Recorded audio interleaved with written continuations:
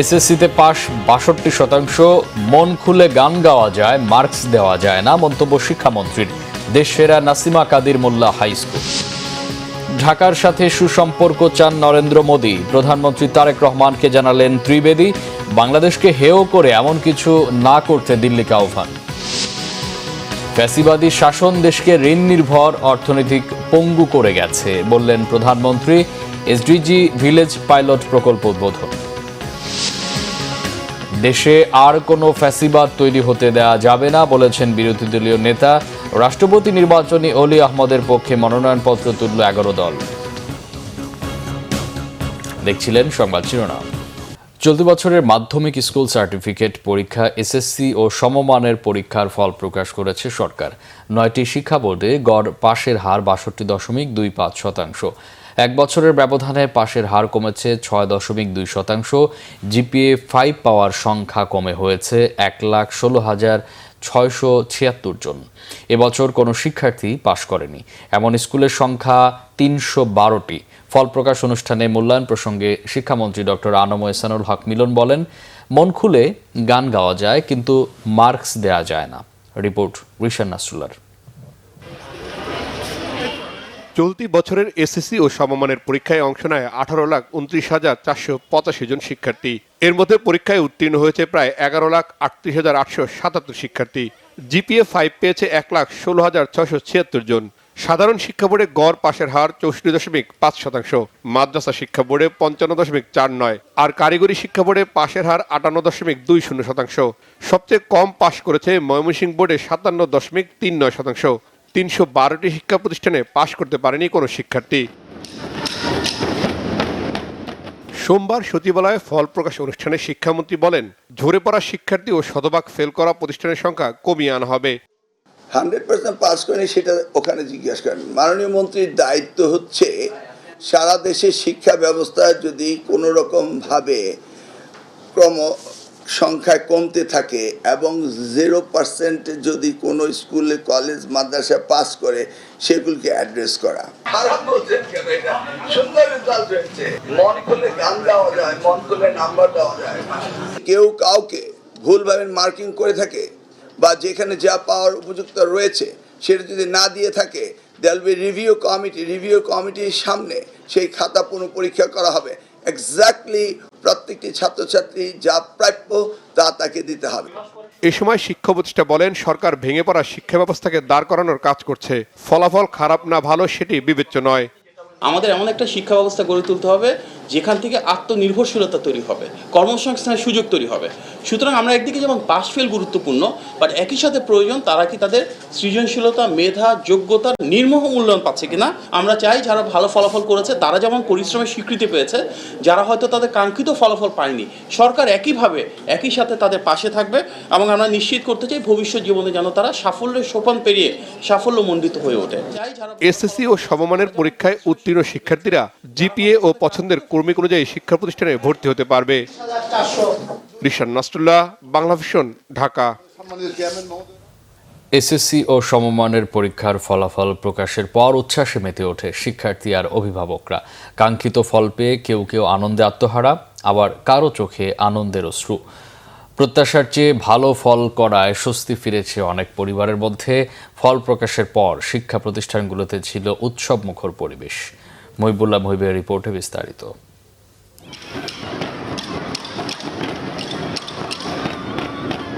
দেশের অন্যতম সেরা স্কুল ভিকারুন্নেসায় ফলাফল পৌঁছার সাথে সাথেই শিক্ষার্থীদের এমন বাঁধ ভাঙা উল্লাস। বাদ্যযন্ত্র বাজিয়ে ভালো ফলাফল অর্জনের আনন্দ প্রকাশ। এসএসসি ফল প্রকাশের আগেই প্রতিষ্ঠানটিতে ভিড় করেন শিক্ষার্থী, অভিভাবকরা। মোবাইলে কাঙ্ক্ষিত ফলাফল আসতেই বিশ্বজয়ের হাসি। কেউ জিপিএ 5 পাওয়ার আনন্দে আত্মহারা, চোখে মুখে ভবিষ্যৎ নিয়ে নতুন স্বপ্ন, আর অভিভাবকদের মুখে তৃপ্তির হাসি। রেজাল্ট যেটা এক্সপেক্ট করেছিলাম সেটা এসেছে, তার থেকে আরও বেটার এসেছে মার্কস। মার অনেক বড় হাত, আম্মু আমাকে সব সময় অনেক মোটিভেট করতো। আমি যদি রাত জেগে পড়তাম আমার আম্মু বাবাও জেগে থাকতো। তারপর আমার টিচাররা আমাকে গাইডলাইন দিচ্ছে, এ কারণেই হচ্ছে আমি পড়াগুলো ঠিকমতো শেষ করতে পারছি। পরিশ্রম অনেক করেছি, দিনরাত 24 ঘন্টা পড়েছি, রাত্রে ইভেন 3টা-4টা পর্যন্ত পড়া হয়েছে আমার। এই এতটুকু আসার জন্য অনেক কষ্ট করতে হয়, আসলে অনেক কষ্ট করতে হয়। সে এ প্লাস আশা করেছিল, বাট এ প্লাস হয়নি, তাতেও আমরা আলহামদুলিল্লাহ খুশি।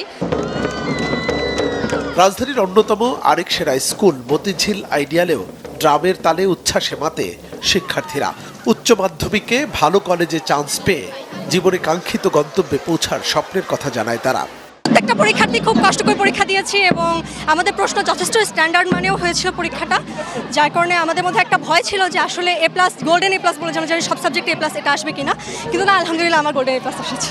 যেহেতু ফার্স্ট বোর্ড এক্সাম দিচ্ছি সবাই একটু ভয়েই ছিলাম, আর যেহেতু আমার হচ্ছে একটা অ্যাক্সিডেন্টের কারণে আমি 6 মাস স্কুলে আসতেই পারি নাই, ভর্তিও হইতে পারি নাই, তো সেই ক্ষেত্রে ওই হিসাবে আমার রেজাল্ট আলহামদুলিল্লাহ অনেক ভালো হয়েছে।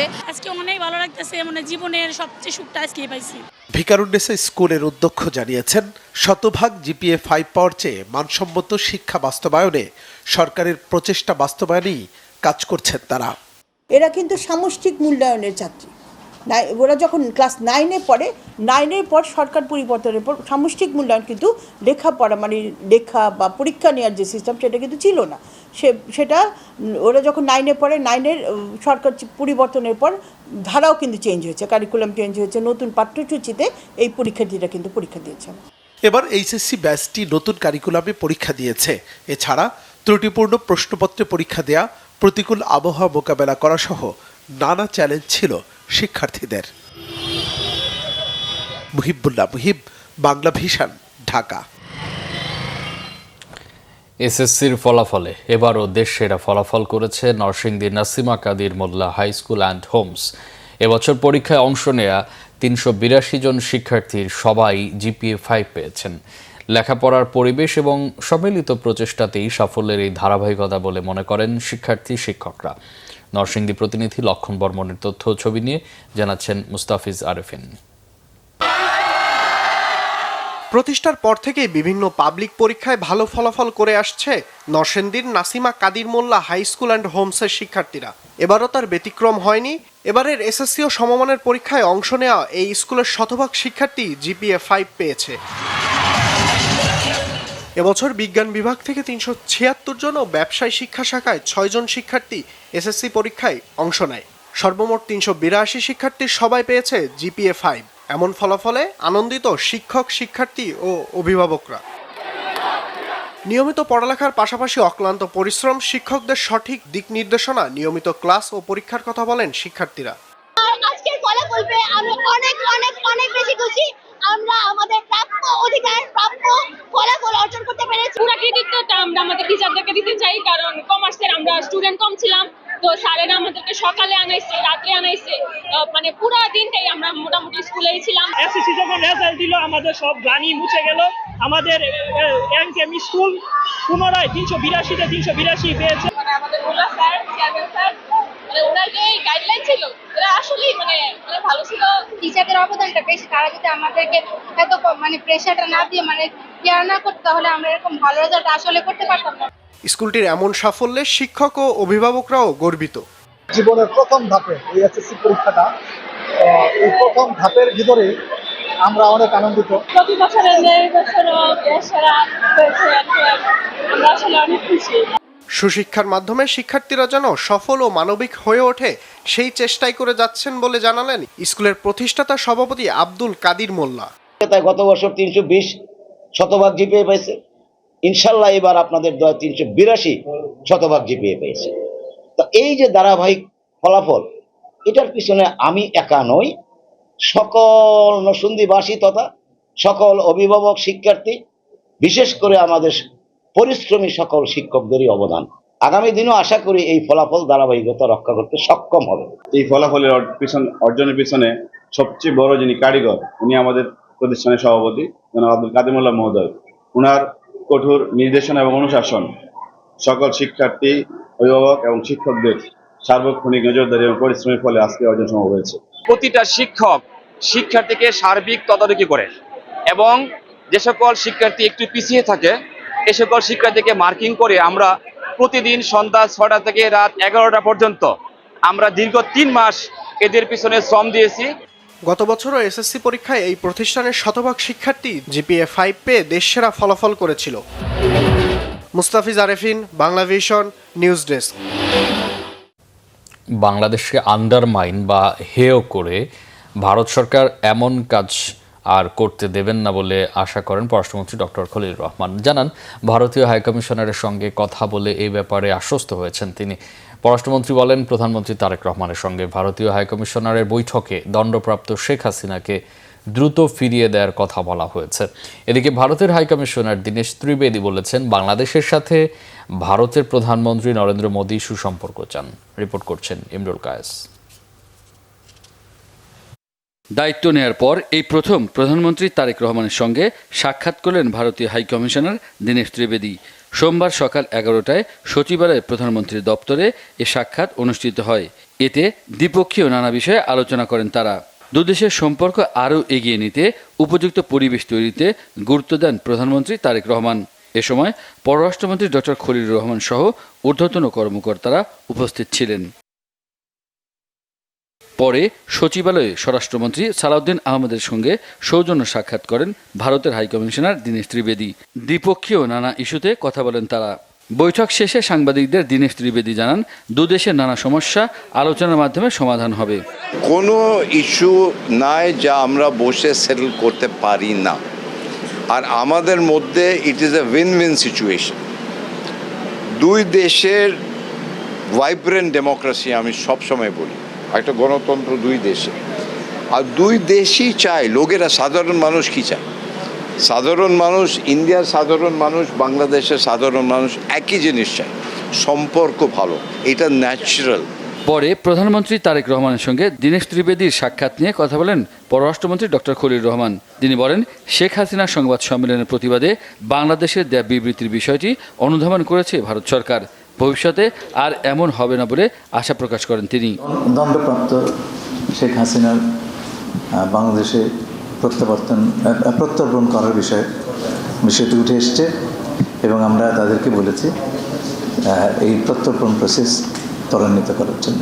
5 তারিখে হাসিনা যে কাজটি করেছে সেটা হচ্ছে বাংলাদেশের জুডিশিয়ারি রাষ্ট্রের একটি স্তম্ভতার প্রতি বৃদ্ধাঙ্গুষ্ঠে দেখিয়েছে এবং সেই কাজটি ভারত সরকার করতে দিয়েছে এবং আমরা আশা করব আমাদের এই বিষয়টি ভারত সরকার অনুধাবন করবেন। আমার ধারণা হচ্ছে তাদের সঙ্গে কথা বলে তারা জিনিসটা বুঝতে পেরেছেন এবং আশা করব যে আমাদের রাষ্ট্রের কোনো স্তম্ভকে আন্ডারমাইন করার কিছু তারা আর করবেন না। তবে প্রধানমন্ত্রী ভারত সফরের বিষয়ে এখনও কোনো সিদ্ধান্ত হয়নি বলে এক প্রশ্নের জবাবে পররাষ্ট্রমন্ত্রী জানিয়েছেন। এছাড়া আলোচনায় তাগাদা দেওয়া হয়েছে শহীদ ওসমান হাদির হত্যাকারীদের দ্রুত ফিরিয়ে দেওয়ার বিষয়েও। ইমরুল কায়েস, বাংলা ভিশন, ঢাকা। 1.5 দশকের ফ্যাসিবাদী শাসন দেশকে ঋণ নির্ভর ভঙ্গুর অর্থনীতির রাষ্ট্রে পরিণত করেছিল উল্লেখ করে প্রধানমন্ত্রী তারেক রহমান বলেছেন, বিএনপি সরকার দেশ পুনর্গঠনের কাজ করছে। এখন সময় শিক্ষা, স্বাস্থ্য, পরিবেশ সহ রাষ্ট্র পুনর্গঠনের মধ্য দিয়ে বিশ্বের সামনে মাথা উঁচু করে দাঁড়াবার। নাবিল জাহাঙ্গীরের রিপোর্টে বিস্তারিত। বিসমিল্লাহির রহমানির রহিম। বাংলাদেশ চীন মৈত্রী সম্মেলন কেন্দ্রে সোমবার এসডিজি ভিলেজ পাইলট প্রকল্প উদ্বোধন অনুষ্ঠানে যোগ দেন প্রধানমন্ত্রী তারেক রহমান। 26-এর উদ্বোধনী অনুষ্ঠানের প্রধান অতিথির বক্তব্যে তিনি বলেন, গত 1.5 দশকে ঋণ নির্ভর ভঙ্গুর অর্থনীতিতে পরিণত রাষ্ট্র পুনর্গঠনে কাজ করছে বিএনপি। দীর্ঘ 1.5 দশকের বেশি সময় ধরে ফ্যাসিবাদী শোষণ শাসন বাংলাদেশকে একটি ঋণ নির্ভর এবং আমদানি নির্ভর ভঙ্গুর রাষ্ট্রে পরিণত করেছিল। শিক্ষা, স্বাস্থ্য, পরিবেশ সহ সকল ক্ষেত্রে ভঙ্গুর এই রাষ্ট্রটি এবার পুনর্গঠনের পালা। বর্তমান সরকারের গৃহীত সংস্কার ও উন্নয়নের 5 স্তম্ভের মাধ্যমে দারিদ্র্য বিমোচন, সার্বজনিক সামাজিক সুরক্ষা, মানসম্মত শিক্ষা এবং স্বাস্থ্যসেবা, জেন্ডার সমতা এবং জলবায়ু সহনশীলতা এবং সুশাসন এসডিজির এই মূল অগ্রাধিকারগুলোই প্রতিফলিত হয়েছে। এ সময় প্রধানমন্ত্রী এসডিজির লক্ষ্য অর্জনে সরকারের নেয়া নানা উদ্যোগ তুলে ধরেন। সকল সময় বিএনপির সকল পরিকল্পনা ছিল এবং কর্মসূচি ছিল জনবান্ধব। 17 ফেব্রুয়ারি সরকার গঠনের পরদিন থেকেই নারীর সামাজিক এবং অর্থনৈতিক ক্ষমতায়ন নিশ্চিত করতে ফ্যামিলি কার্ড, কৃষকের স্বার্থ রক্ষায় কৃষক কার্ড, জনস্বাস্থ্য এবং চিকিৎসা সেবা সহজ করতে ই হেলথ কার্ডের মতন একাধিক সামাজিক সুরক্ষা কর্মসূচি বাস্তবায়ন প্রক্রিয়া চলমান রয়েছে। কোনো না কোনো উপায়ে দেশের প্রতিটি শ্রেণী পেশার মানুষের কাছে সরকারের সহায়তা নেটওয়ার্ক বিস্তৃত হচ্ছে ধীরে ধীরে। এসডিজি বাস্তবায়নে সকলের সহযোগিতা কামনা করেন প্রধানমন্ত্রী তারেক রহমান। এসডিজি বিষয়ক মুখ্য সমন্বয়ক নাবিল জাহাঙ্গীর, বাংলা ভিশন, ঢাকা। মন্ত্রিপরিষদের সদস্য। জাতীয় সংসদের বিরোধী দলীয় নেতা ও জামাত আমির ডাক্তার শফিকুর রহমান বলেছেন, দেশে আর কোনো ফ্যাসিবাদ তৈরি হতে দেয়া যাবে না। সোমবার গাইবান্ধার সাঘাটা উপজেলা বোনারপাড়া আজহার উদ্দিন সরকারি উচ্চ বিদ্যালয় মাঠে শিবির নেতা সাইফুল্লাহ বাড়ি ও সালাউদ্দিনের হত্যায় জড়িতদের বিচার ও আইনশৃঙ্খলার অবনতির অভিযোগে প্রতিবাদ সমাবেশে প্রধান অতিথির বক্তব্যে তিনি এসব কথা বলেন। জামাত আমির বলেন, ফ্যাসিবাদের বিরুদ্ধে একবার লড়াই করেছেন, আরেকটি ফ্যাসিবাদের উত্থান ঠেকাতে প্রয়োজনে আবারও মাঠে নামবেন।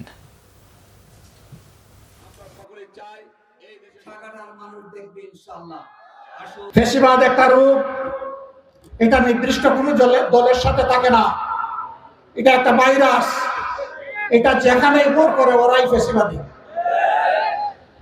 এক ফ্যাসিবাদীদেরকে তাড়াইয়া বাংলাদেশের জনগণ আরেক ফ্যাসিবাদী চায় না। একটু আগে আপনাদের কাছে শহীদ হওয়ার দোয়া চেয়েছি না?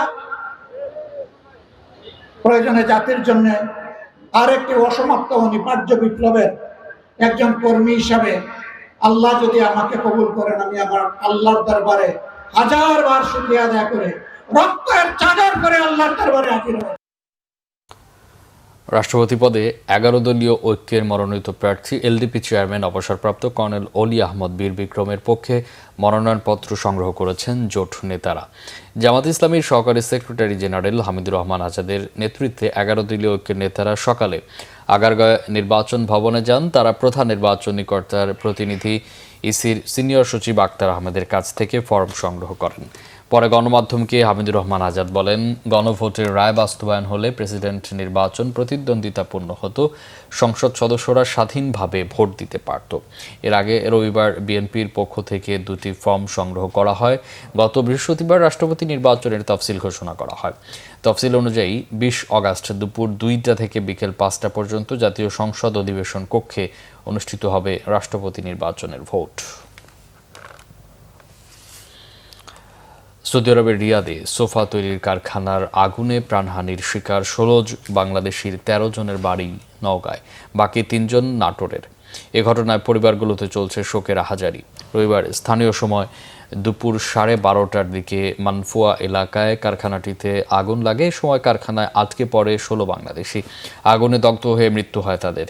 এদের মধ্যে 13 জনের বাড়ি নওগাঁর সদর ও আত্রাই উপজেলায়, বাকি 2 জন নাটোরের নলডাঙ্গায় এবং 1 জনের বাড়ি রাজশাহীর বাগমারায়। এদিকে প্রবাসীদের মরদেহ দ্রুত দেশে আনতে এবং তাদের পরিবারের জন্য প্রয়োজনীয় সব ধরনের সরকারি সহায়তার আশ্বাস দিয়েছেন প্রবাসী কল্যাণ ও বৈদেশিক কর্মসংস্থান মন্ত্রী আরিফুল হক চৌধুরী। এক বিবৃতিতে শোক জানিয়েছেন পররাষ্ট্রমন্ত্রী ডক্টর খলিলুর রহমান ও প্রতিমন্ত্রী শামা ওয়ায়েদ। বিশ্ববরেণ্য চিত্রশিল্পী SM সুলতানের 103তম জন্মদিন উপলক্ষে সুলতান শিশু উৎসব 2026 অনুষ্ঠিত হয়েছে।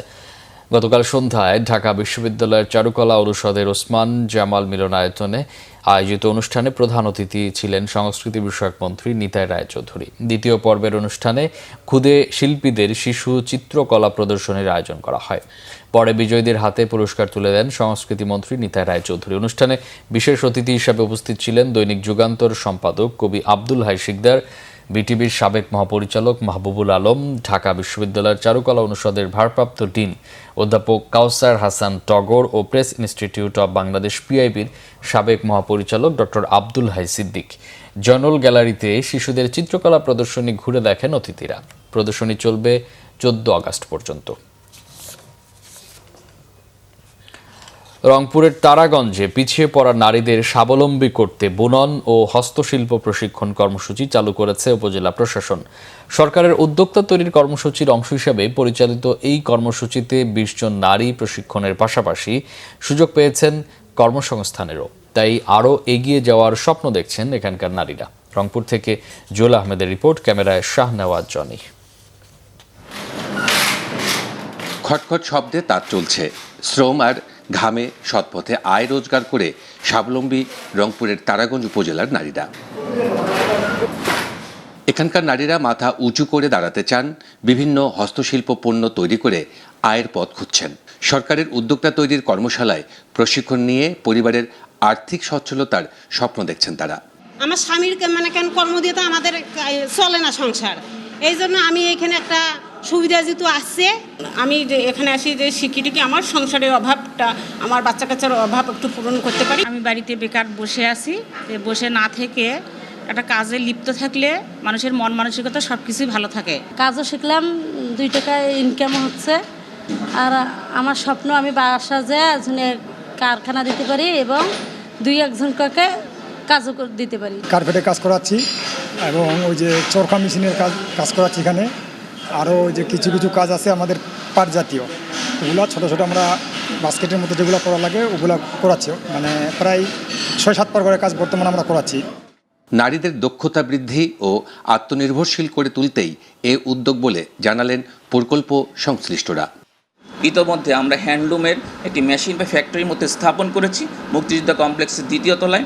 কয়েকটি দোকান নিয়ে সেখানে আমরা যারা পিছিয়ে পড়া বা অনগ্রসর মহিলা রয়েছেন তাদেরকে আমরা কর্মসংস্থানের ব্যবস্থা করেছি। ইতোমধ্যে 20 জন এই কর্মসংস্থানের আওতায় চলে আসছে। আশা করছি যে প্রতি মাসে তারা 8 থেকে 10,000 টাকা এখান থেকে উপার্জন করতে পারবে। ভবিষ্যতে আরও নারীদের এ ধরনের প্রশিক্ষণের আওতায় আনার পরিকল্পনা রয়েছে। জুয়েল আহমেদ, বাংলা ভিশন, তারাগঞ্জ, রংপুর। সংবাদ শেষ করব শিরোনামগুলো আরেকবার জানিয়ে। এসএসসিতে পাস 62%। মন খুলে গান গাওয়া যায়, মার্কস দেওয়া যায় না, মন্তব্য শিক্ষামন্ত্রীর। দেশ সেরা নাসিমা কাদির মোল্লা হাই স্কুল। ঢাকার সাথে সুসম্পর্ক চান নরেন্দ্র মোদী, প্রধানমন্ত্রী তারেক রহমানকে জানালেন ত্রিবেদী। বাংলাদেশকে হেয় করে এমন কিছু না করতে দিল্লিকে আহ্বান। ফ্যাসিবাদী শাসন দেশকে ঋণ নির্ভর অর্থনৈতিক পঙ্গু করে গেছে, বললেন প্রধানমন্ত্রী। এসডিজি ভিলেজ পাইলট প্রকল্পের উদ্বোধন। দেশে আর কোনো ফ্যাসিবাদ তৈরি হতে দেয়া যাবে না, বলেছেন বিরোধী দলীয় নেতা। রাষ্ট্রপতি নির্বাচনে অলি আহমদের পক্ষে মনোনয়নপত্র তুলল 11 দল। এই ছিল এখনকার মতো। পরে সংবাদ সকাল 10টায়, আগে 9টায় রয়েছে নিউজ টপ 10 দেখার আমন্ত্রণ রইল। এতক্ষণ সাথে থাকায় ধন্যবাদ।